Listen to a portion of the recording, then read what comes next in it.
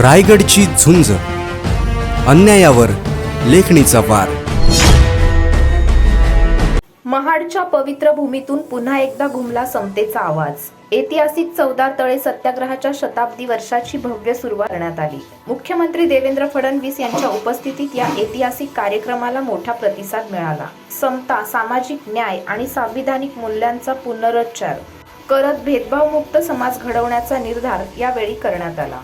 Doctor Babasaheb Ambedkar यांच्या नेतृत्वाखाली झालेला चवदार तळे सत्याग्रह हा केवळ पाण्यासाठी नव्हता, तर मानवाच्या सन्मानासाठीचा लढा होता.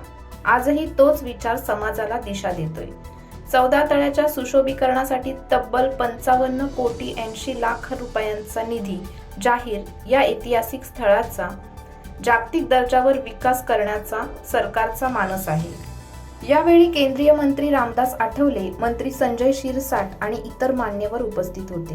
महत्त्वाचा निर्णय म्हणजे अत्याचारग्रस्त कुटुंबातील 98 वारसांना शासकीय नोकऱ्यांचे नियुक्तीपत्र वितरण. सामाजिक न्यायाच्या दिशेने मोठे पाऊल मानले जात आहे. महाडच्या या भूमीतून पुन्हा एकदा दिला गेला संदेश, समता, बंधुता आणि न्याय यांच्याशिवाय देशाची प्रगती शक्य नाही.